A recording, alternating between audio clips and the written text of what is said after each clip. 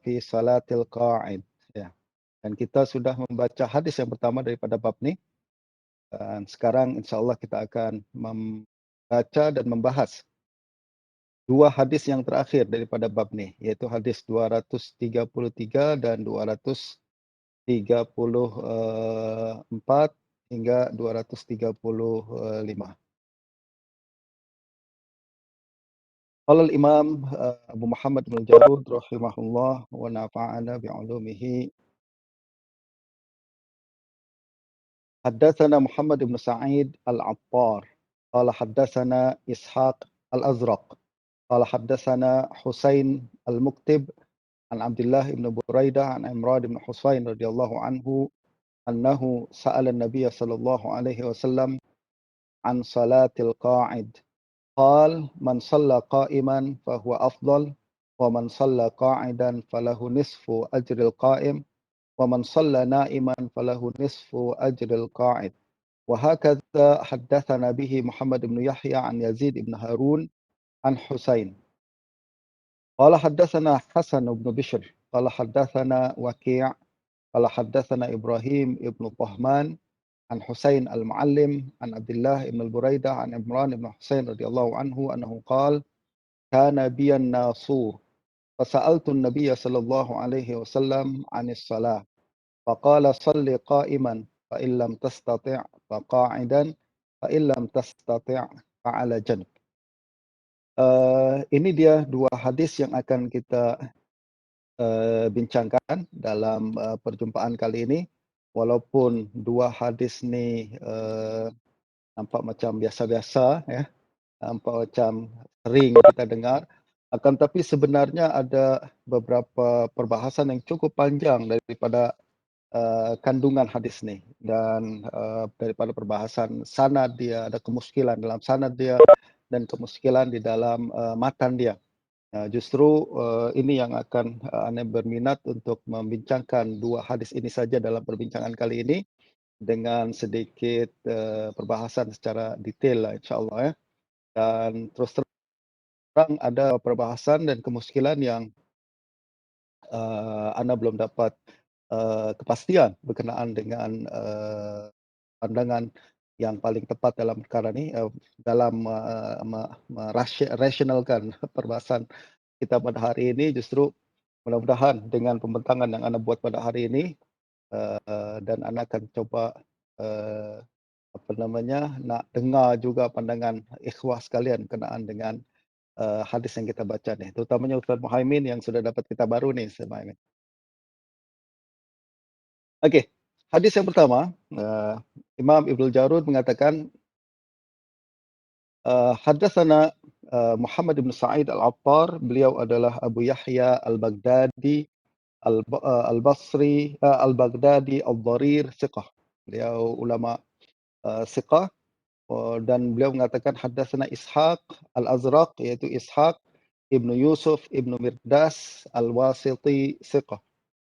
Lalu beliau mengatakan haddatsana al-Husain, haddatsana Husain al-Muktib.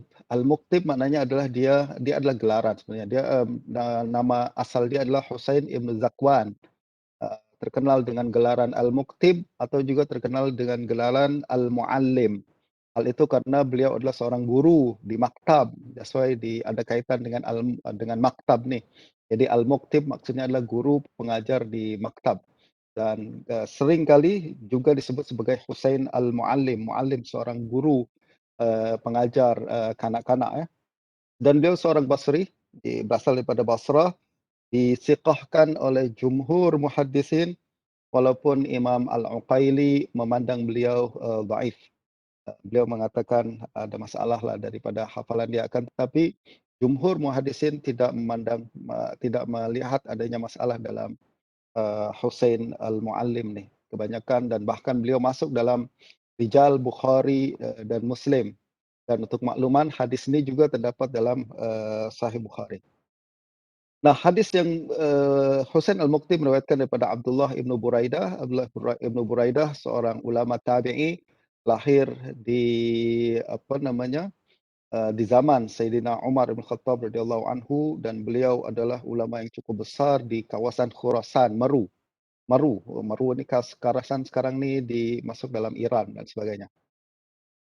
Dan kebanyakan ulama memandang siqah Abdullah bin Buraidah, hanya ada beberapa ucapan daripada Imam Ahmad yang seolah-olah mempermasalahkan sedikit hafalan daripada Abdullah bin Buraidah.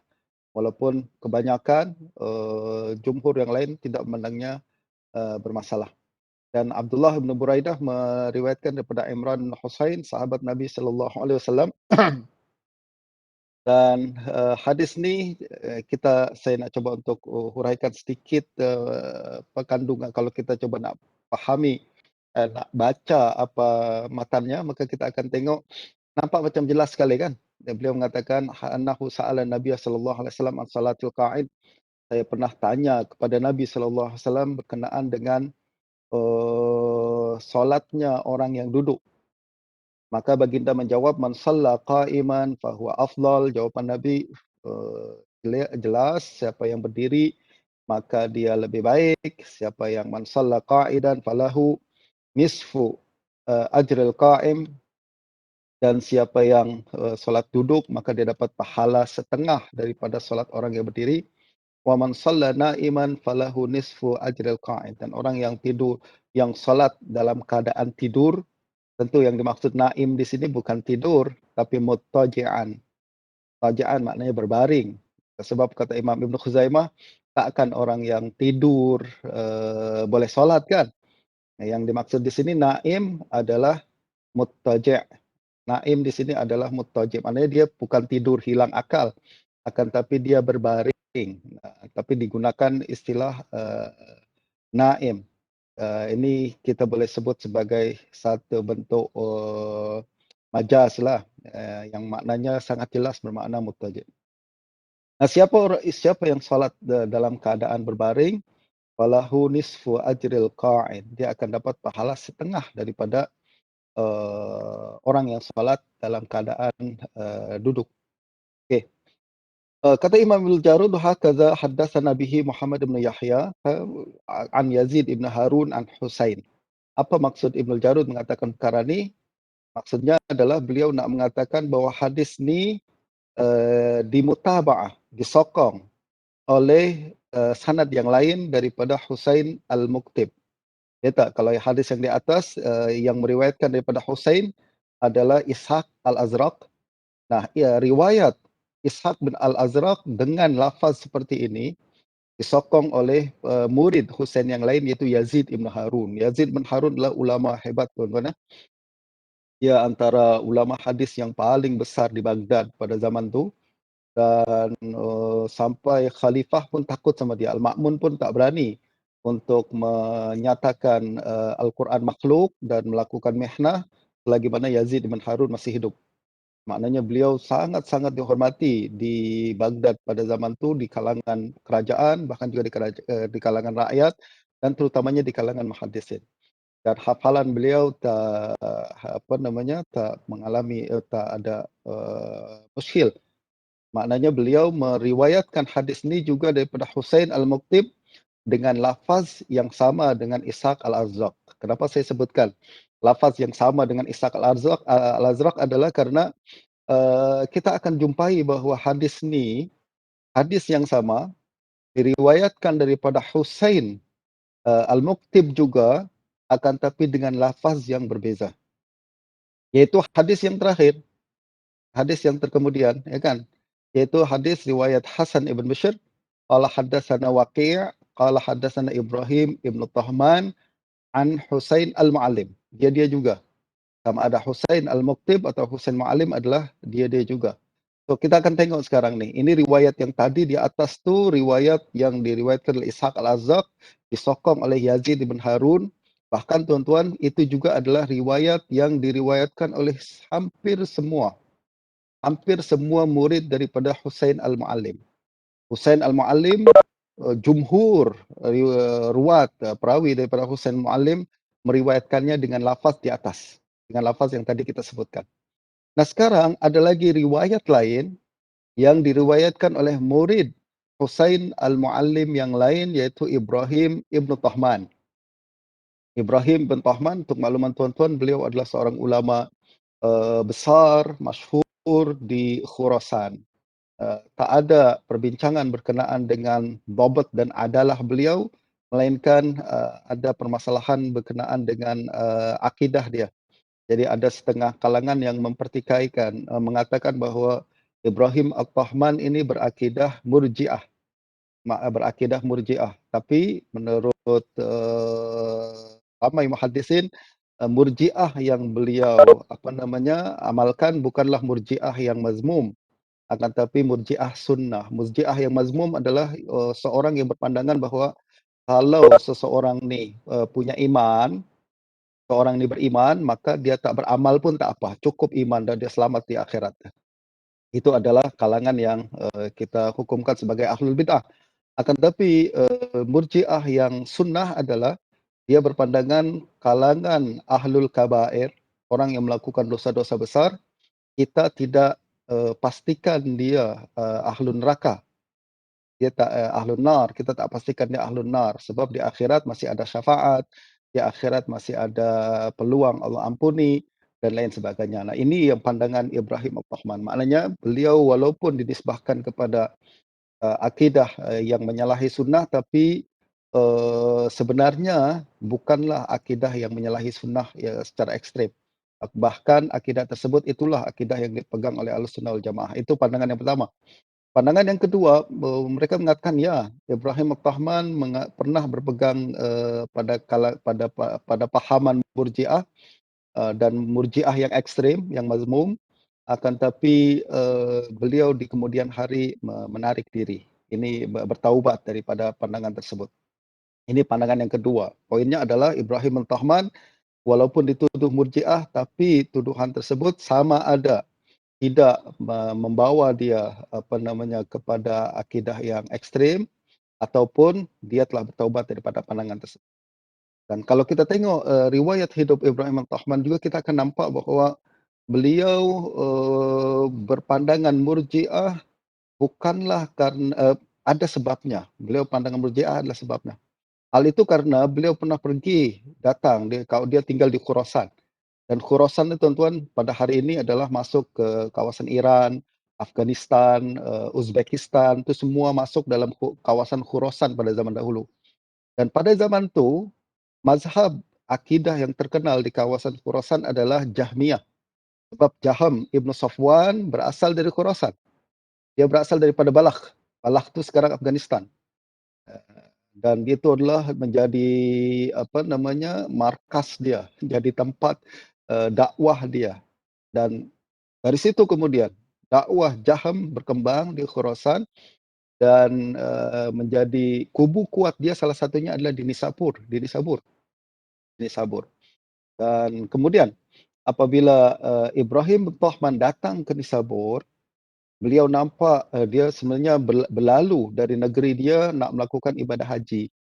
Sampai di Nisabur, dia nampak singgah di Nisabur, kemudian dia nampak ahli Nisabur ramai yang berpegang kepada akidah Jahmiyah. Lalu beliau pun mengatakan, saya tinggal di Nisabur ni berdakwah itu lebih baik daripada haji. Justru beliau tinggalkan, dia batalkan niat haji dia. Kemudian dia stay di Nisabur dan dia fight melawan Jahmiyah ni. Dan untuk menyebarkan akidah sunnah sehingga ahli Nisabur berubah pandangannya daripada pandangan Jahmiyah yang lama kepada pandangan yang baru yang lebih mengikut kepada sunnah. Dan kemungkinan, biasalah tuan-tuan kan dalam perbincangan akidah ni, kadang perbincangan seseorang ni membawa kepada dalam perdebatan lah, dalam diskusi kadang membawa kepada pandangan yang ekstrim untuk melawan pandangan ekstrim yang lain.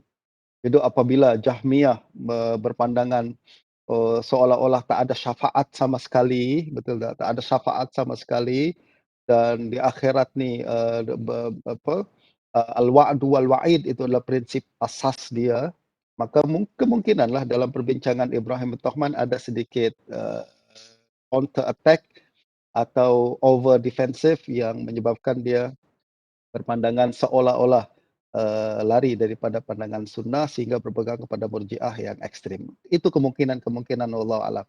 Tapi yang pastinya adalah Ibrahim At-Tahman tidak boleh dilemahkan, karena pandangan tersebut. Dari segi dhabat adalah dia tidak dinafikan seorang yang cukup, tinggi dan, apa namanya, tidak boleh di-reject pandangan beliau hanya karena, permasalahan akidah yang tidak pasti lagi. Itu perbincangan di tempat lain. Sekarang kita akan bincang berkenaan dengan kandungan, apa masalah dalam sanad ni.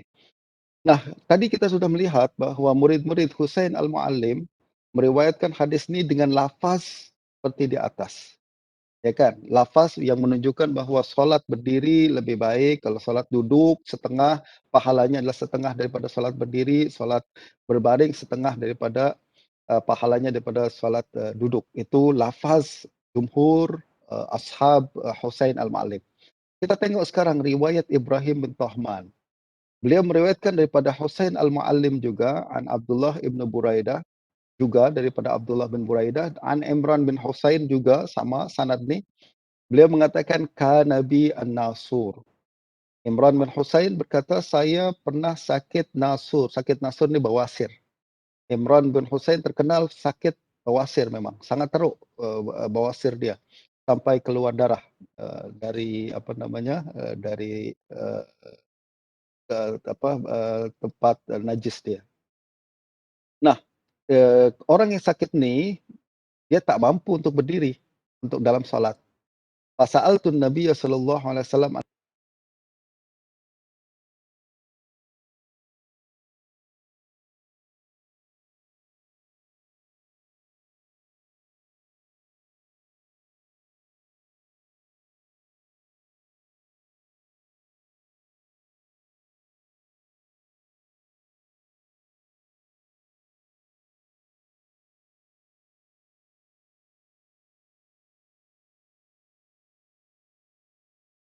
Ibrahim At-Tahman dari Husain Al-Mu'allim.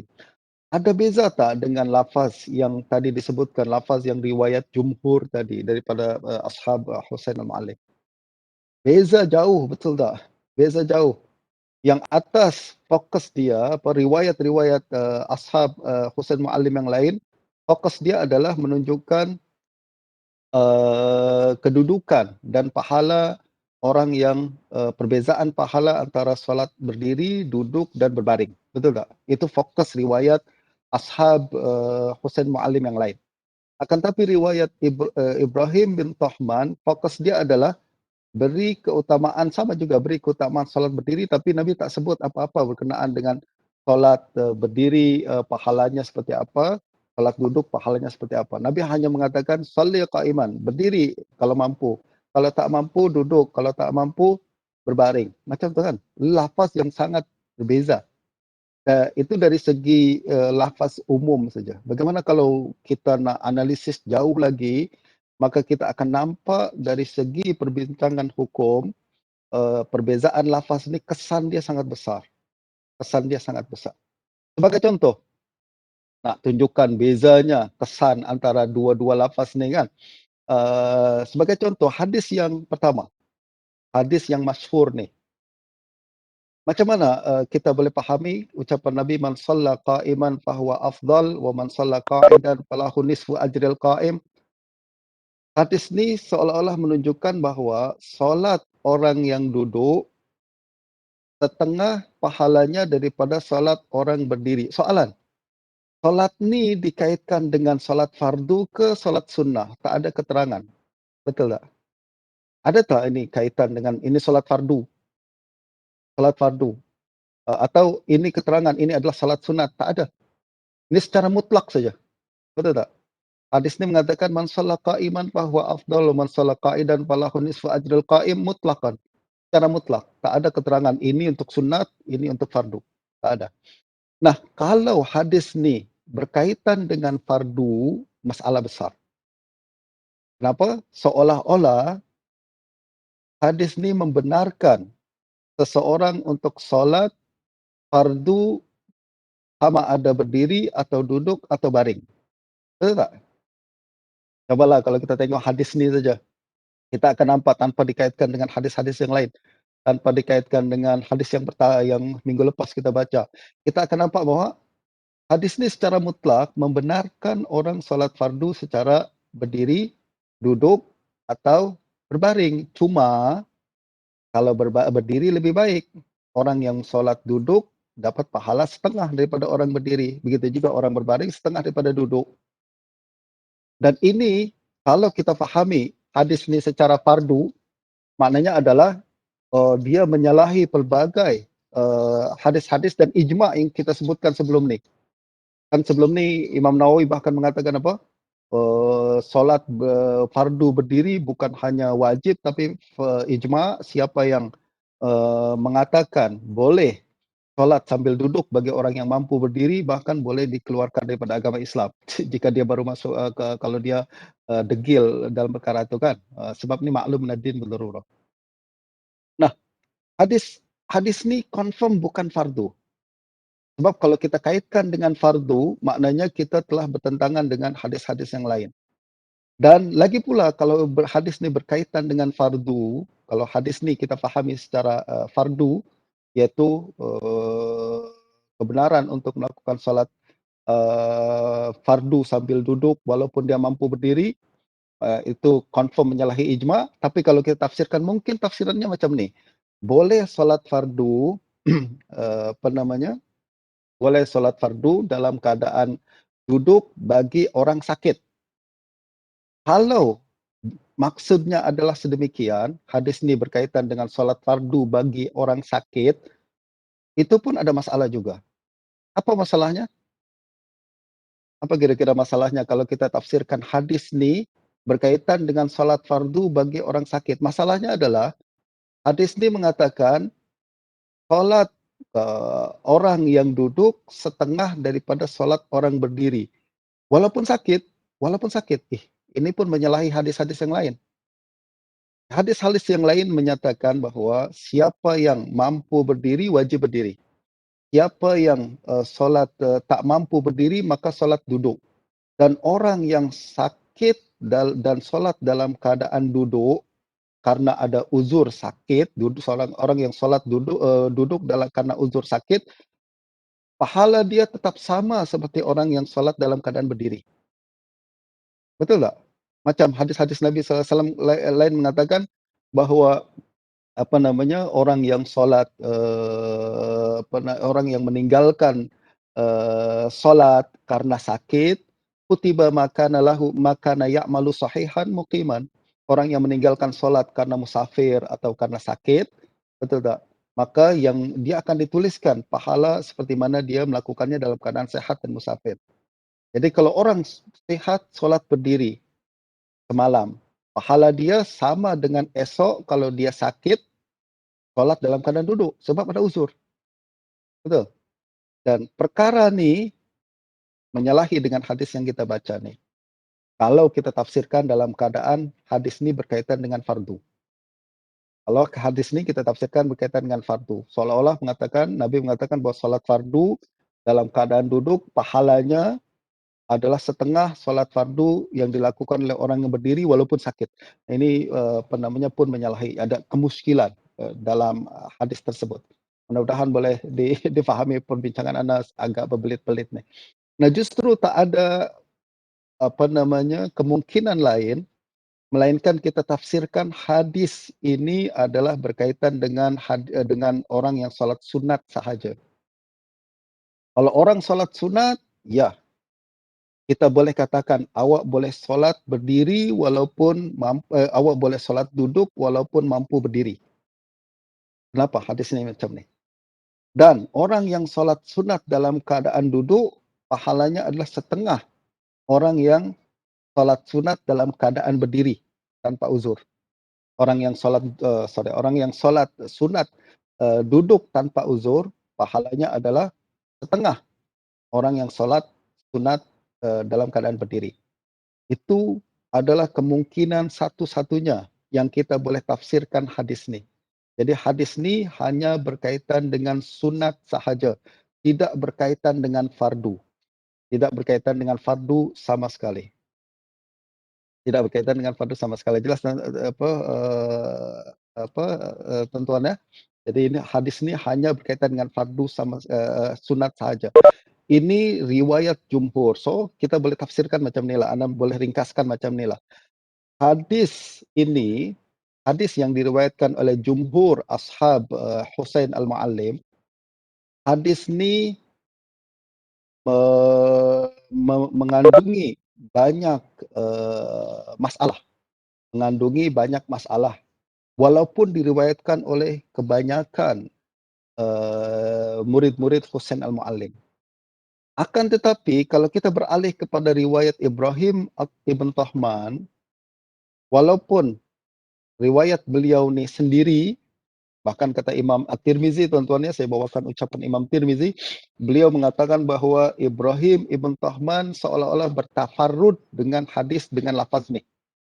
Beliau mengatakan dalam Sunan Tirmizi, "La na'lamu ahadan rawa an Husain al-Muallim nahwa riwayati Ibrahim ibn Tahman." Saya tak pernah jumpa riwayat lain yang meriwayatkan hadis ni daripada Husain al-Muallim seperti riwayat Ibrahim ibn Tahman. Maknanya adalah Ibrahim bin Tahman pertama bertafarrud dengan lafaz macam ni.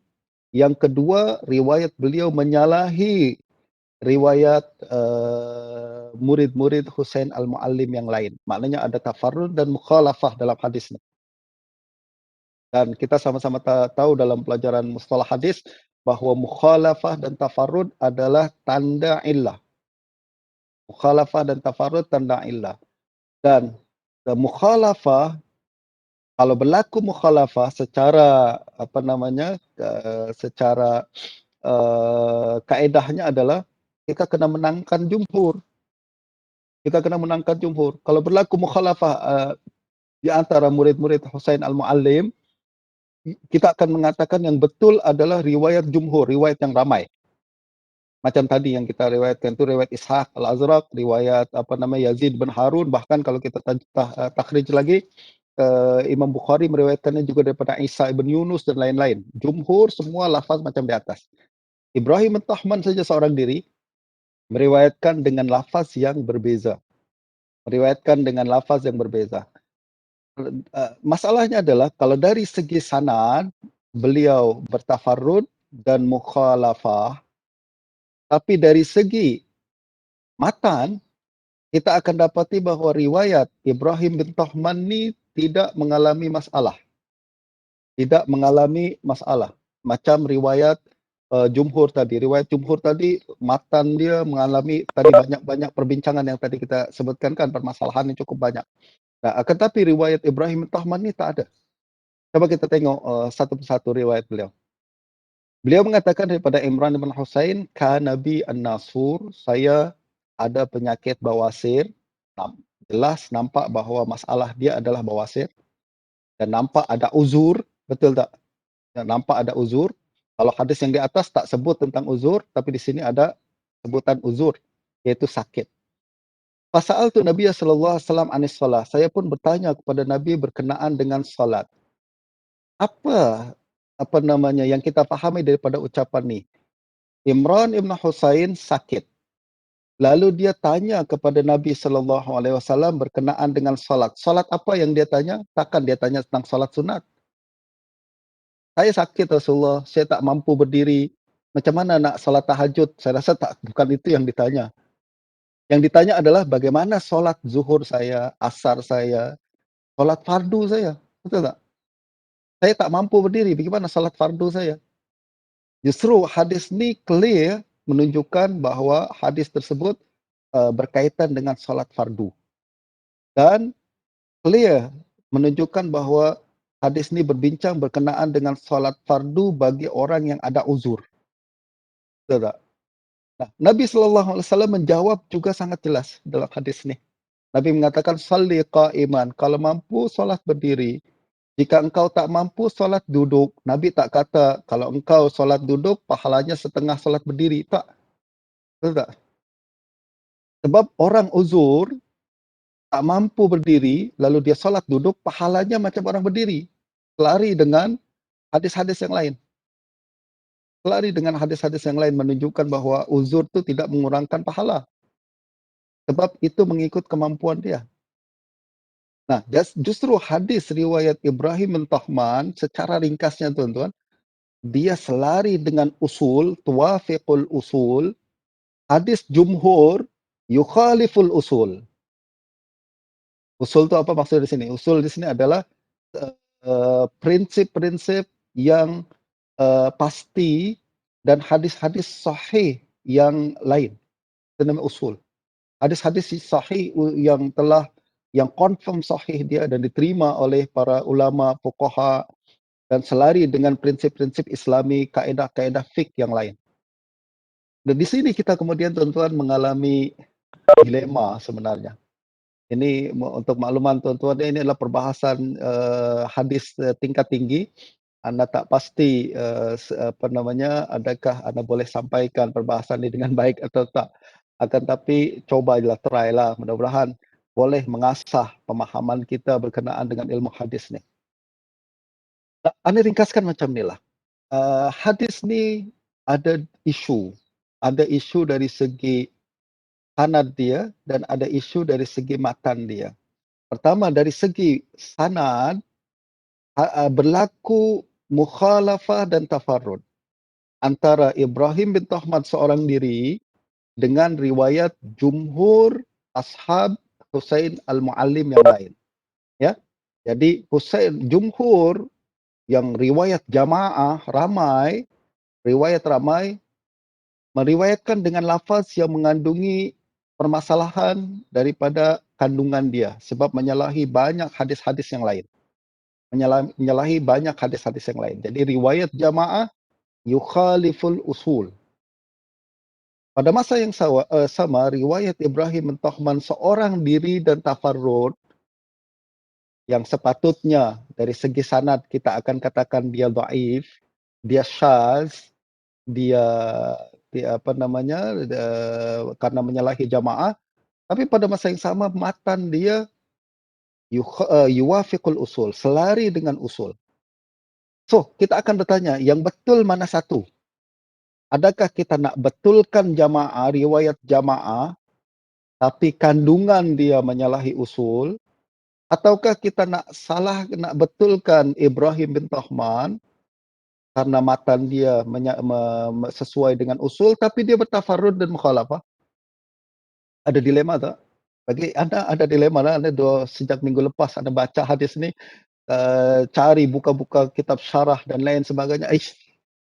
Apa nak kena dibuat perkara ni Apa yang kena dibuat? Sebab menyalahi apa namanya pemahaman ilmu hadis yang anda faham. Entahlah kalau asatizah lain berpahaman yang lain, dia memahami punya kaedah ilmu usul yang berbeza daripada yang anda faham, dia tengok hadis ni okey-okey aja Ustaz. Hadis ni okey-okey, maknanya anda seorang diri yang bermasalah. Bagi anda adalah satu masalah, apa namanya, satu masalah dari segi perbahasan mustalah hadis, dari segi perbahasan kritik hadis. Dan anda coba untuk cari penjelasan ulama-ulama yang lain. Anda buka kutub ilal, sampai hari ini anda tak jumpa orang yang bincang tentang perkara ni. Mungkin karena keterbatasan waktu atau lain sebagainya, anda minta mungkin bantuan rakan-rakan sekalian untuk buat bahas tentang perkara ni. Anda jadi homework lagi Ustaz Nizam. Homework lagi. Senanglah lepas ni anda tinggal, ada apa namanya, bahasan rakan-rakan sekalian anda guna nanti dalam research anda. Nah, tapi anda setakat untuk buat nak trigger tuan-tuan sekalian untuk lihat perkara ni. Anda coba untuk buka kitab Ilal, Abu Hatim Ar-Razi cakap apa misalkan, Daruqutni cakap apa, adakah ini termasuk hadis-hadis yang diintiqad oleh Daruqutni dalam Ilzam wa Tatabbu' atau termasuk dalam hadis-hadis yang dikritik oleh Abu Mas'ud misalkan, atau lain sebagainya. Sampai sekarang anda belum jumpa. Bukan tak ada dalam buku-buku mereka, mungkin anda tak jumpa. Mungkin bolehlah cari-cari lepas ni, adakah perbincangan perkara ni. Yang menjadi masalah anda yang sebenarnya adalah hadis ni walaupun mengandungi masalah tadi yang anda telah bentangkan, Hadis ni tuan-tuan, dua-dua diriwayatkan oleh Sahih Bukhari, diriwayatkan oleh Bukhari dalam Sahih. Bukhari anda ingat, okey, Bukhari tengok hadis ni macam mana, ada mukhalafah tafarrud ni Imam Bukhari. Ada mukhalafah dan tafarrud, Imam Bukhari. Anda buka Sahih Bukhari, anda tengok ada kemungkinan tak Bukhari hanya riwayatkan hadis ni bukan sebagai usul, tapi sekadar mutaba'ah dan syawahid saja. Mungkin tak mutaba'ah syawahid, anda buka ternyata tak. Kenapa? Sebab Bukhari sebut dua-dua hadis, hadis riwayat jumhur tadi, dia letak dalam satu bab sendiri. Kalau dan satu-satunya hadis tu dalam bab tu. Maknanya beliau berhujah dengan hadis tersebut untuk menetapkan tabwib yang dia buat tu. Anda tengok, okey, riwayat Ibrahim bin Tahman macam mana? Ternyata lepas tu riwayat Ibrahim bin Tahman. Dalam satu bab sendiri juga. Ini menunjukkan tak ada alasan bagi anda untuk mengatakan Imam Bukhari meriwayatkan hadis ni secara mutaba'ah. Tak, dua-dua sebagai usul, dua-dua sebagai hujjah. Bukhari mensahihkan hadis ni bila syak. Maknanya Bukhari betul-betul mensahihkan hadis ni. Dan bukan salah satunya tapi dua-duanya. Ini yang menjadi kemuskilan anda. Kemuskilan bukan mengatakan Bukhari silap, nauzubillah, anda kata Bukhari silap. Kemuskilan anda adalah jangan-jangan kaedah usul hadis atau qawaid naqd hadis yang anda fahami pada hari ini tidak selari dengan pemahaman mutaqaddimin macam Bukhari. Itu satu masalah besar. Sebab kita nak mendapati nak mengatakan bahawa kaedah kita sepatutnya selari dengan qawaid muhaddisin mutaqaddimin macam Bukhari. Dan ini yang kemudian anda coba untuk tengok apa, bagaimana kita nak fahami wijhat nazar Imam Bukhari berkenaan dengan dua-dua hadis tersebut. Tuan-tuan, sebelum tu anda telah sebutkan tadi bahawa riwayat Ibrahim bin Tahman tafarrud disebutkan oleh Imam At-Tirmizi dan justru tak ada isu berkenaan dengan perkara tersebut. Dan anda coba untuk tengok ucapan ulama hadis berkenaan dengan perkara ni. Anda jumpa ucapan Imam Ibn Abdul Bar dalam kitab Tamhid. Ibn Abdul Bar dalam kitab Tamhid, tuan-tuan boleh rujuk Ibn Abdul Bar dalam buku anda jilid 1 muka surat 134. Beliau mengulas hadis Imran Ibn Husain tadi yang di atas. Jadi kita coba tengok semula hadis riwayat Imran Ibn Husain yang di atas. Beliau mengatakan man shalla qa'iman fahuwa afdal wa man shalla qa'idan falahu nisfu ajril qa'im wa man shalla na'iman falahu nisfu ajril qa'id. Imam Ibn Abdul Bar mempermasalahkan lafaz man shalla na'iman falahu nisfu ajril qa'id. Beliau mengatakan apa, tuan-tuan? Wa fi hadis Imran Ibn Husain ziyadah laysat mawjudah fi ghairihi wa hiya wa salatul raqid mislu nisfi salatil qa'id. Jadi lafaz Ibn Abdul Bar salatul raqid. Kalau kita salatun man shalla na'iman, sama juga kan lafaznya. Man shalla na'iman dengan salatul raqid. Apa kata Imam Ibn Abdul Bar? Wa jumhur ahli ilm la yujizuna nafilah muttaji'an. Jadi ada isu lagi berkenaan dengan lafaz jumhur ni. Sebab riwayat Ibrahim bin Tahman tak ada isu, tuan-tuan. Tak ada isu. Tapi dia tafarrud. Itu masalah kita. Dari segi sanad. Tapi riwayat jumhur dari segi sanad, dari segi mutaba'ah dan muwafaqah, okey. Cuma dari segi lafaz, banyak problem. Dia mengatakan jumhur ahlul ilm la yujizuna nafilah muttaji'an. Kebanyakan ahlul ilm mereka tak membenarkan solat sunat dalam keadaan berbaring. Kalau kita kata hadis ni, hadis berkenaan dengan solat sunat tadi, kan kalau fardu tak mungkin dah. Tapi hadis ni adalah berkaitan dengan solat sunat. Okey, kalau kita kata solat sunat pun ada isu, iaitu orang yang tidur berbaring, orang yang solat dalam keadaan berbaring, dapat pahala setengah orang solat dalam keadaan duduk. Apa maksudnya? Maksudnya adalah siapa yang mampu solat berdiri lalu atau solat duduk, dibenarkan solat berbaring menurut hadis nih, betul tak?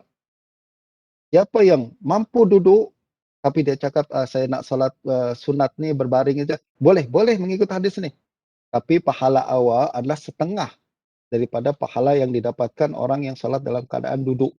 Kata Ibn Abdul Bar, ni isu besar. Tak ada ulama zaman dahulu yang membenarkan orang solat berbaring kalau mampu duduk. Wa hadza wa huwa hadithun lam yarwihi illa Husain al-Muallim wa huwa Husain ibn Zakwan an Abdullah ibn Buraidah an Imran ibn Husain. Kata Ibn Abdul Bar, hadis ni hanya diriwayatkan oleh Husain ibn al-Muallim sahaja. Apa maksud beliau? Seolah-olah beliau mempermasalahkan hadis ni. Betul tak? Kalau dia katakan wa huwa lam yarwihi illa Husain al-Muallim, maknanya adalah beliau nak ambil perhatian kita bahawa hadis ni hanya diriwayatkan oleh Husain al-Muallim sahaja, bermakna menyalahi hadis-hadis yang lain dan dia menyalahi usul. Walaupun Husain al-Muallim awak kata siqah-siqah lah, akan tapi dalam lafaz ni confirm silap menurut Ibn Abdul Bar. Kecuali kalau ada penjelasan yang lain. Beliau mengatakan wa qad ikhtulifa aidan ala Husain al-Muallim fi isnadihi wa lafzihi ikhtilafan yujibu tawaqquf anhu. Ini ucapan jelas sekali. Beliau mengatakan riwayat ni ada mukhalafah, ada ikhtilaf dalam lafaz dan sanadnya. Tadi kita lafaz ada beza, ada masalah, betul tak? Dalam sanad pun ada masalah sebab bertentangan antara riwayat Ibrahim Ibn Tahman dengan riwayat jumhur macam tadi. Justru kata Ibn Abdul Bar, ikhtilaf ini yujibu tawakkuf anhu, menyebabkan kita patut bertawakuf. Jangan jadikan hujah. Sebab ada ikhtilaf dalam sanad dan matanya. Kalau kita bawa, kita pahami ucapan Ibn Abdul Bar macam ni, seolah-olah kita mengatakan apa? Okey, Imam Ibn Abdul Bar, awak telah mendaifkan hadis yang disahihkan oleh Bukhari. Betul tak? Ucapan awak ni telah seolah-olah mendaifkan hadis yang telah disahihkan oleh Imam Bukhari. Adakah itu menjadi isu? Bagi anda tak ada isu. Sebab sekali lagi adalah kalau kita melihat Sahih Bukhari, Imam Bukhari mensahihkan hadis ni sekalipun, bagi anda itu adalah ijtihad dan ikhtiar Bukhari. Itu adalah ikhtiar Bukhari dalam perkara ni. Dan ini termasuk hadis-hadis yang tidak disepakati kesahihannya oleh muhaddisin. Walaupun dalam Sahih Bukhari. Dan hadis yang macam ni tak banyak dalam Sahih Bukhari. Ada tapi tak banyak. Anda jumpai beberapa hadis yang secara umumnya kita buat macam ni lah. Secara umumnya hadis-hadis yang disahihkan oleh Bukhari, maka dia muttafaq alaih indal muhaddisin, dia sahih. Tapi tidak dinafikan ada beberapa hadis-hadis tertentu yang berlaku khilaf di kalangan muhaddisin, tapi Bukhari memilih hadis tersebut adalah sahih mengikut ijtihad dia. Dan ini hadis-hadis yang termasuk dalam perkara tersebut. Anda tak jumpa ada orang buat bahasan tentang perkara itu tak? Dan tesis siapa? Abu Bakar Al-Kafi, Abu Bakar Kafi, berkenaan dengan manhaj sahih, manhaj Imam Bukhari fi sahih. Tak ulas perkara ni, Anda buka buku tu, tengok-tengok ada tak bincang, tak jumpa pula. Ini menunjukkan bahawa manhaj Bukhari ini masih terlalu halus, ya, dan masih banyak lagi peluang-peluang untuk kita explore berkenaan dengan manhaj Bukhari.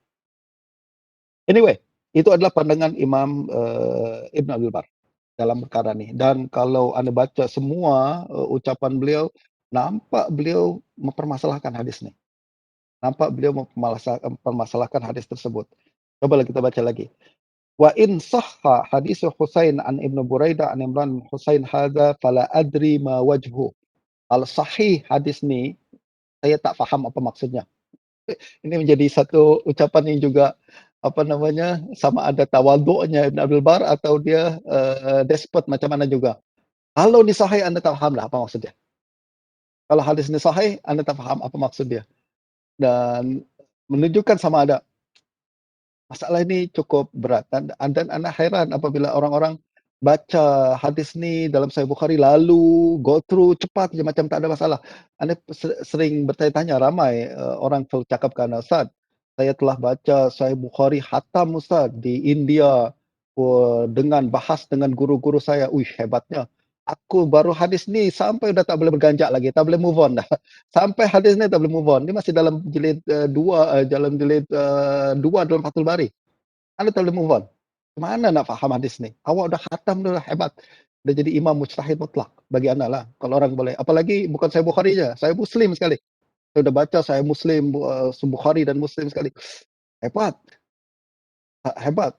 Sebab, apa namanya, banyak masalah-masalah yang anda jumpa dalam Sahih Bukhari dan Muslim yang anda tak tahu nak lanjut macam mana. Bukan karena apa namanya, hadis tu, apa namanya, permasalahkan, sebab masalahnya banyak perkara-perkara yang perlu kita dalam, baca dan, dalami lebih lanjut lagi. Okey, kata Imam Ibn Abdul Bar lagi, "Fa in kana ahadun min ahli al-'ilm ajaza an-nafilah muttaji'an liman qadara 'ala al-qu'udi aw al-qiyam, fa wajhu dhalika al-hadits an-nafilah wa huwa hujjatun liman dhahaba ila dhalik." Sekiranya, kata Imam Ibn Abdul Bar, ada ulama yang membenarkan solat sunat dalam keadaan berbaring walaupun mampu duduk, walaupun mampu berdiri, maka hadis ni memang menjadi hujah bagi dia. Maksud Ibn Abdul Bar apa maksudnya? Maksudnya kalau kita ambil hadis ni sahaja, tapi kita menyalahi, apa namanya, pandangan jumhur ulama salaf yang tak ada satu pun mengatakan boleh perkara ni, Ibn Abdul Bar tak berani buat macam tu. Jadi walaupun ada hadis macam ni, hadis tu dalam Sahih Bukhari, ya kan? Tapi Ibn Abdul Bar seolah-olah mengatakan saya tak berani ambil hadis ni. Sebab tak ada ulama salaf terdahulu yang mengatakan, boleh solat berbaring bagi orang yang mampu duduk. Kalau ada, kata Ibn Al-Bar, ada ulama yang mengatakan perkara tu, maka hadis ni menjadi hujah. Maknanya dalam konteks pemahaman Ibn Abdul Bar, hadis sahaja tidak cukup kuat untuk kita jadikan sebagai hujah kalau dia tidak disokong oleh, apa namanya, pandangan ulama-ulama salaf. Ini menjadi salah satu kaedah penting juga tuan-tuan ya. Dan ada anda ingat Imam, Ibnu Rajab Al-Hanbali ada buku berkenaan perkara ni. Beliau berbincang berkenaan dengan ada hadis-hadis tertentu yang sahih akan tapi tidak diamalkan. Dan kita tak boleh pada hari ini mengambil hadis tersebut lalu amalkan. Dan ini kaedah Ibn Abdul Bar juga. Jadi apabila beliau melihat hadis ni ada, ya ada dalam Sahih Bukhari. Tapi tengok ulama, salaf tak ada yang membenarkan perkara tersebut, dia tak berani untuk ambil. Justru kata beliau kalau ada, kita boleh jadikan hujah untuk, kebenaran, orang yang solat, berbaring dalam, walaupun mampu duduk. Untuk makluman tuan-tuan sekalian, Imam Nawawi dalam Majmu' membenarkan perkara itu. Jadi Imam Nawawi dalam Majmu' mengatakan, boleh solat muttaji' walaupun mampu duduk, melakukan solat sunat muttaji' walaupun mampu duduk, karena hadis Imran bin Husain. Karena Imran, dan yang dimasalahkan oleh Ibn Abdul Bar sekarang ni. Okey. Kata Imam Ibn Abdul Bar lagi, wa in ajma'u ala karahiyatin nafilah raqidan liman qadara 'ala al-qu'udi aw al-qiyami fiha, fa haditsu Husain hadza imma ghalat wa imma mansukh.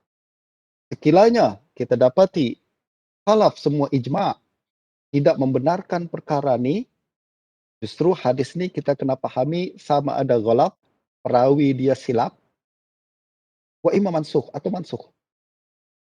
Ini pun kaedah penting juga yang kita kena fahami tuan-tuan ya.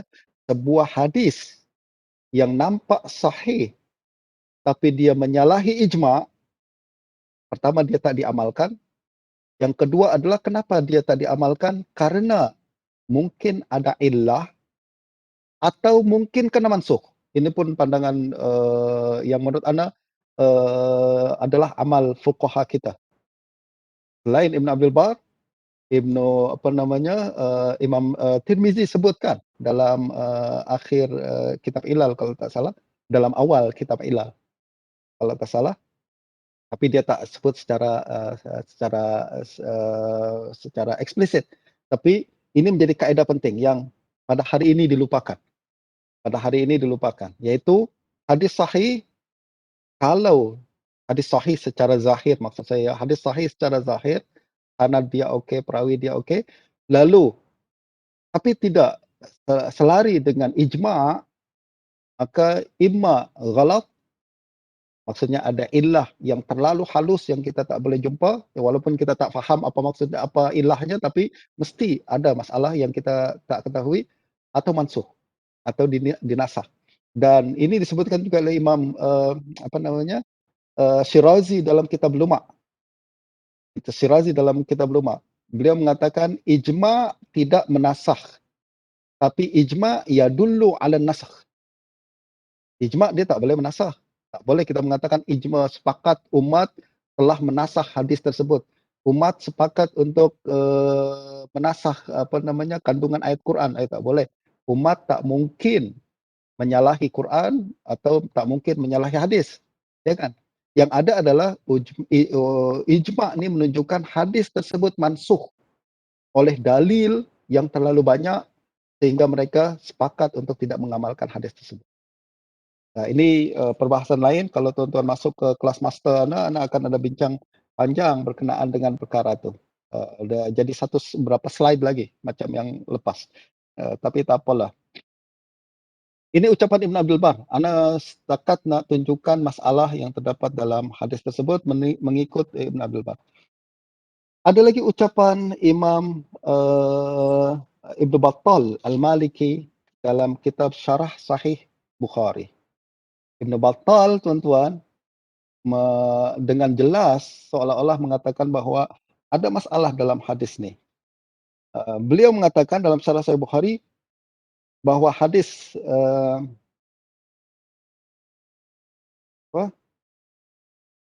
beliau sebut, anda bacakanlah. Wa innama dakhalal wahm. Beliau mengatakan dalam hadis yang berkenaan dengan riwayat jumhur ni. Hadis berkenaan dengan riwayat jumhur. Beliau mengatakan wa innama dakhalal wahm ala naqili hadzal hadis fa adkhala ma'nal fard fi lafzin nafilah. Beliau mengatakan hadis riwayat jumhur ni ada wahm. Dan wahm tu berasal daripada perawi yang meriwayatkan hadis ni sebenarnya berkaitan dengan sunat. Tapi dia seolah-olah membawanya kepada perbahasan fardu. Tadi kita cakapkan, tak mungkin hadis ni berkaitan dengan fardu sebab mengandungi banyak masalah. Akan tapi hanya kemungkinan satu-satunya adalah berkaitan dengan nafilah, sunnah saja. Dan beliau mengatakan kemungkinan silapnya adalah karena perawi meriwayatkan hadis ni membawakan perkara ni seolah-olah fardu padahal berkaitan dengan sunnah. Ala tara qawlahu kana mabsuran? Tidakkah engkau tengok ucapan tadi Imran bin Husain sebab beliau meriwayatkan hadis ni adalah karena beliau sakit bawasir. Wa hadha yadullu ala annahu lam yakun yaqdiru ala aktsara mimma adda bihi fardu wa hadhihi sifatu salatil fard. Wala khilafa bainal ulama annahu la yuqalu liman la yaqdiru ala syai' laka nisfu ajril qadir alaih. Kata Imam Ibn Battal, tak ada khilaf di kalangan para ulama bahawa orang yang tak mampu berdiri lalu dia solat duduk, tak boleh kita katakan laka nisfu ajril qadir alaih. Awak dapat pahala setengah saja. Tak, dia sakit. Memang tak sakit, dia tak mampu. Tak mungkin kita kata pahala awak setengah. Tak. Pahala dia confirm sama. Balil asaru sabitah anin Nabi sallallahu alaihi wasallam annahu man mana'ahu Allah wa habasahu an amalihi bimaradin aw ghairihi fa innahu yuktabu lahu ajru amalihi wa huwa sahih. Ini tadi kita dah bincangkan. Wa riwayatu Abdul Waris wa Rauh ibn Ubadah an Husain al-Muallim li hadis Imran hadza tadfa'uhul usul. Ini clear dia sebut macam tu. Riwayat jumhur macam tadi daripada Imran, daripada Husain al-Muallim, tadfa'uhul usul. Dia bertentangan dengan usul, maksudnya bertentangan dengan hadis-hadis sahih yang lain. Wallazi yasihhu fihi riwayatu Ibrahim ibn Tahman an Husain al-Muallim ala ma ya'ti fil babi ba'da hadza wa huwa fi salatil fardhah. yang sahih kata Imam Ibn Battal adalah riwayat siapa? Ibrahim At-Tahman, Ibrahim bin Tahman. Tadi Anda dah uraikan. Jadi, kesimpulan, pandangan Ibn Battal macam yang Ana telah sebutkan, riwayat jamaah menyalahi usul, riwayat Ibrahim bin Tahman mukhalafah dan tafarrud tapi lari dengan usul daripada pandangan. Kita beralih tuan-tuan kepada Imam At-Tahawi dalam kitab Syarah Mushkilil Athar. Minta maaf Anda bawa nukilan perkara ini sebab ini adalah kemuskilan yang Anda jumpa sendiri. Jadi nak tahu jawapan berkenaan dengan perkara ini. Imam Abu Ja'far Tahawi dalam Mushkil Athar mengatakan, ringkasnya ucapan Imam Tahawi, tak ada masalah dengan dua-dua hadis ini. Dua-dua hadis ini sahih.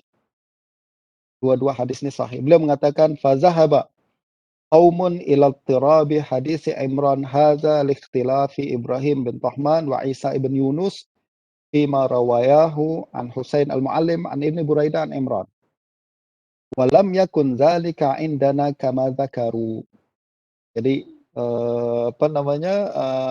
Abu Ja'far At-Tahawi bawakan pandangan. Dia tahu pandangan macam Ibn Battal, dia tahu pandangan orang yang seperti Ibn Abdul Bar, walaupun tak mungkin dia menujukan kepada Ibn Abdul Bar sebab beliau meninggal dunia lebih awal daripada Ibn Abdul Bar kan, dan juga Ibn Battal, tapi pandangan tu ada. Pandangan tu ada. Beliau membawa, tengok, wah, maknanya pada zaman Tahawi sendiri ada ulama yang mentaklil hadis ni dan memandang hadis ni muttarib. Tapi beliau tak setuju. Beliau mengatakan walam yakun zalika indana kama dzakaru. Walakinnahuma haditsani mukhtalifan. Fa hadisu Ibrahim minhuma jawabun minan Nabi sallallahu alaihi wasallam li Imran fi kaifiyatis salah allati sa'alahu anha.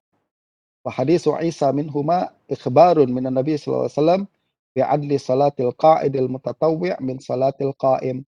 Wa dzalika indana wallahu a'lam 'alal musalli tatawwu'an qa'idan wa huwa yutiqu qa'iman. Jadi kesimpulannya adalah kata Imam Abu Ja'far Tahawi, dua-dua hadis ni adalah hadis yang berbeza. Dia tak ittirab. Dia hadis yang berbeza. Hadis yang pertama hanya menyebutkan pahala orang yang solat berduduk, berdiri dan berbaring, berbeza. Hadis yang kedua galakan untuk hukum orang siapa yang mampu berdiri, solatlah berdiri, kalau tak mampu duduk dan lain sebagainya. Jadi menurut Abu Ja'far Tahawi, dua hadis ini berbeza. Tapi tuan-tuan, jawapan ini menurut anda ada masalah. Kenapa?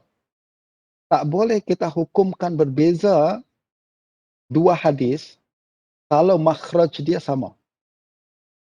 Makhraj dia sama, iaitu Husain al-Muallim. Betul tak? Kalau makhraj dia beza, ni Husain al-Muallim an Abdullah bin Buraidah an Imran bin Husain, sama. Itu juga makhraj dia. Madar isnad dia sama. Tapi lafaz berbeza. Itu yang anda tengok macam, kalau kita nak apply kaedah kritik hadis dalam perkara ni, anda rasa susah nak terima dua-dua ni. Mesti kita hukumkan salah satu silap. Sebab makhraj sama. Tak boleh kita mengatakan ta'addudul waqi'ah karena makhrajnya sama. Kecuali kalau makhraj berbeza. Misalkan hadis ni satu ni riwayat daripada Ibnu Umar, yang satu Imran bin Husain, okey. Ta'addud waqi'ah. Atau riwayat ni sama-sama daripada Imran tapi daripada tabi'in yang berbeza, okey. Tapi ini sama dari Husain an Abdullah bin Buraidah an Imran. Tapi lafaz berbeza, makhraj yang sama, bagi anak agak sukar dipahami untuk perkara ini. Terakhir, syarah Bukhari oleh Imam Ibn Hajar dalam Fathul Bari. Imam Ibn Hajar membawakan pandangan Imam Tirmizi tadi yang mengatakan tafarrud. Beliau lalu mengatakan wala yu'khadhu min dzalika tad'ifu riwayati Ibrahim. Jadi Imam Tirmizi mengatakan Ibrahim bin Tahman bertafarrud dalam hadis ni, menyalahi riwayat murid-murid Husain al-Muallim yang lain, betul tak? Tapi kata Imam kata Imam Ibn Hajar, la yu'khadhu min dzalika tad'if riwayat Ibrahim. Kita tak boleh fahami ucapan Tirmizi itu sebagai riwayat Ibrahim ni dhaif. Kama fahima Ibnul Arabi taba'an li Ibn Battal, sebagaimana yang difahami oleh Ibn Arabi yang mengikuti Ibn Battal. Tadi kita dah tengok, ana tak jumpa riwayat Ibn Arabi, ucapan Ibn Arabi, ana pergi ke Aridatul Ahwazi tak jumpa. Dan riwayat, ucapan Ibn Battal tidak seperti ucapan Imam Ibn Hajar ni menurut ana. Kenapa? Sebab Ibn Battal bukan melemahkan riwayat Ibrahim. Dia malah mensahihkan riwayat Ibrahim, melemahkan yang jumhur, betul tak? Tuan-tuan boleh tengok lagi dalam Fathul Bari, jangan-jangan ana silap.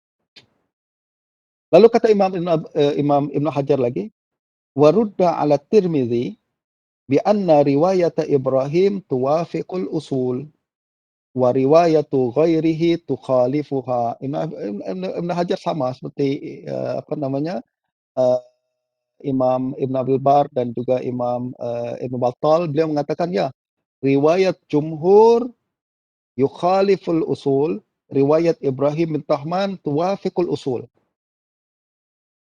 Jadi seolah-olah kata Imam Ibn Hajar, walaupun riwayat Ibrahim bin Tahman tafarrud dan mukhalafah, tapi riwayat dia tuwafiqul usul.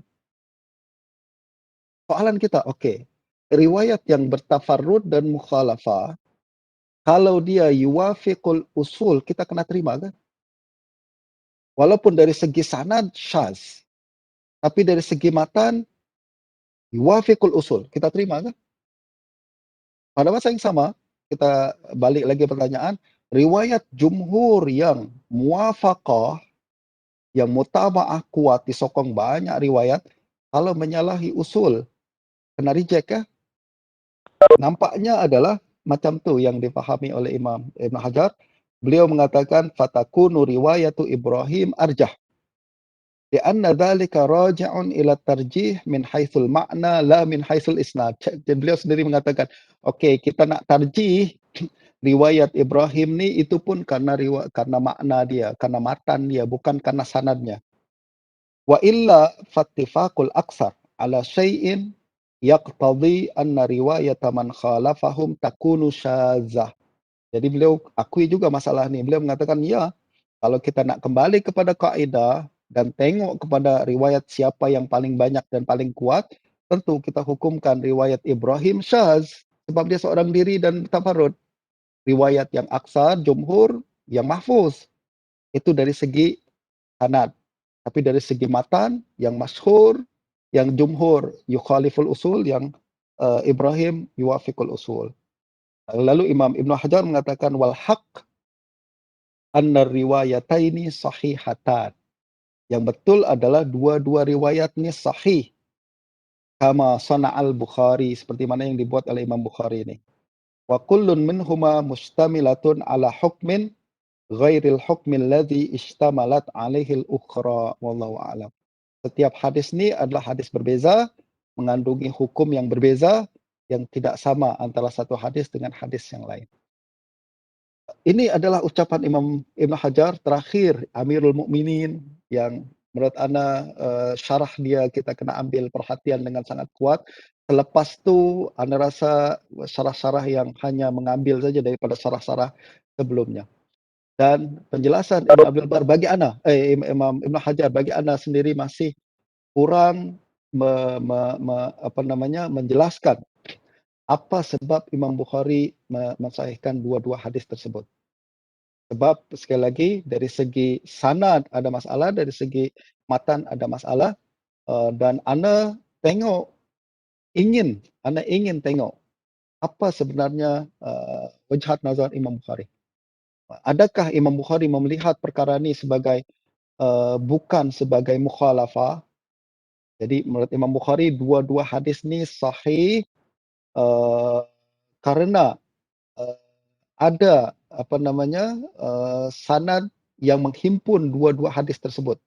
Sebab kalau kita nak mengatakan hadis ni tidak muttarib, kita tak boleh buat andaian-andaian dengan mengatakan mungkin apa namanya, Husain Al-Muqtib atau Husain Al-Muallim meriwayatkan dua-dua hadis sekali. Dalam satu sesi dia meriwayatkan seperti yang jumhur, dalam satu sesi dia riwayatkan seperti Ibrahim At-Tahman. Kita tak boleh buat andaian macam tu, melainkan kalau kita ada jumpa sebuah hadis yang menghimpun dua-dua matan tu sekali dalam satu sanad. baru kita boleh katakan, "Oh, okey, betul." Sebenarnya dua-dua hadis ni sahih karena ada satu riwayat yang mengatakan meriwayatkan hadis ni secara sempurna, iaitu menyebutkan hadis dengan lafaz ni, juga dengan lafaz macam ni. Baru kita sahihkan dua-dua hadis tersebut dan itu tak ada isu. Maknanya betul hadis tu secara umumnya macam tadi, cuma dua riwayat ni hanya meriwayatkan secara ringkas saja. Satu meriwayatkan ringkas satu part saja, yang satu lagi meriwayatkan secara part yang lain, bagian-bagian yang lain. Dan, husnuzon kita, kemungkinan Bukhari jumpa sanad tu. Kalau kita nak mengatakan bahawa hadis ni sahih dua-dua, iaitu Bukhari punya riwayat tu. Riwayat yang menunjukkan bahawa dua-duanya adalah betul-betul, diriwayatkan oleh Husain Al-Muqtib dengan lafaz yang, sama tapi berbeza dalam sesi yang berbeza. Itu adalah, satu-satunya menurut ana solusi untuk memahami, kenapa Imam Bukhari mensahihkan hadis ni. Dan tentulah Imam Bukhari jauh lebih tinggi daripada kita, beliau punya ilmu yang lebih tinggi daripada kita, beliau tahu apa yang kita tak tahu. Cuma yang ana ingin tahu dalam sesi ini adalah bagaimana Imam Bukhari berfikir, tu saja. Bukan nak mempertikai hadis ni disahihkan Bukhari lalu anda katakan tak sahih, tak, itu siapalah anda nak buat macam macam tu. Okey, itu dari segi sanad. Sekarang kalau kita nak ulas dari segi matan, apa yang kita nak faham daripada hukum, fiqh daripada hadis ni, anda nak ringkaskan saja, iaitu ucapan Imam At-Tirmizi dalam kitab Sunan. Beliau mengatakan, wa ma'na hadal hadis inda ba'di ahli al-ilm fi salatit tatawwu'. Jadi hadis riwayat jumhur tadi confirm menurut ulama dia adalah berkaitan dengan tatawwu'. Tsumma rawa Al-Hasan, yang bawa ucapan Hasan Al-Basri, qal in syaa'a ar-rajulu shalla salatat tatawwu' qa'iman wa jalisan wa muttaji'an. Kalau orang nak solat sunat, boleh berdiri, boleh duduk, boleh berbaring. Nah, ini kalau sahih ucapan Hasan Al-Basri ini dapat rad ucapan Ibn Abdul Bar yang mengatakan tak ada ulama salaf yang mengatakan membolehkan solat sunat dalam keadaan baring, kan. Ini adalah ucapan Hasan Al-Basri menolak perkara tersebut. As-Sawri mengatakan hadza lis-sahih wa liman laisa lahu uzr, yakni fin nawafil. Jadi riwayat jumhur tadi sunnah berkaitan dengan solat sunat dan dibenarkan untuk orang yang sehat. Kalau orang sehat, walaupun dia sehat boleh solat duduk ataupun berbaring.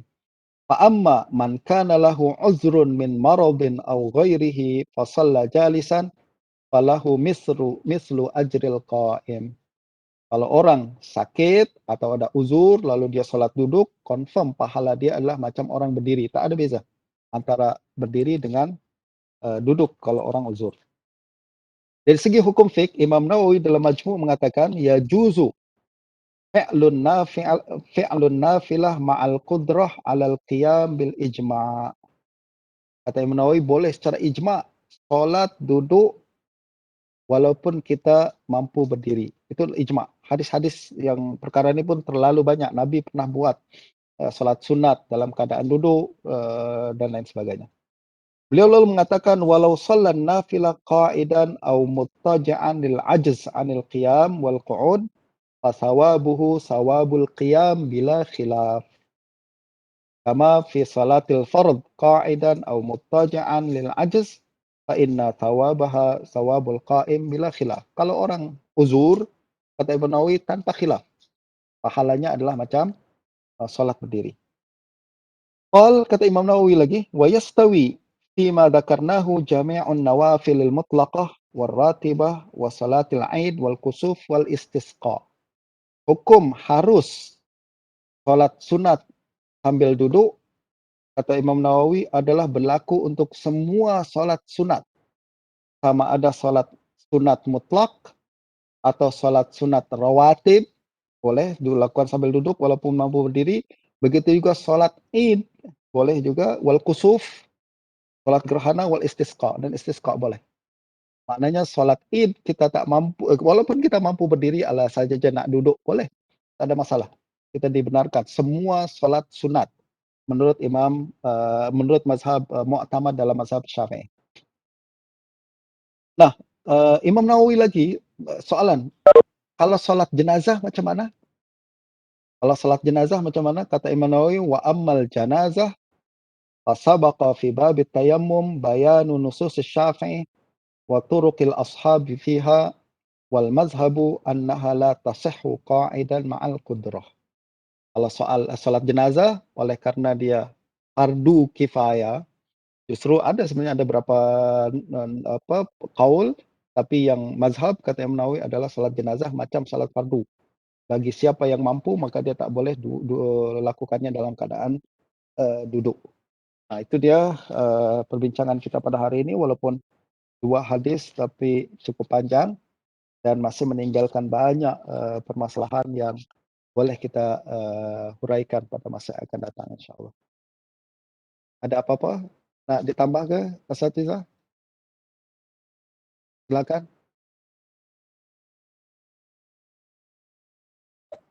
Allahu Akbar. Salam ya. Berkenaan dengan kata-kata Ibnu Hajar dalam Fathul Bari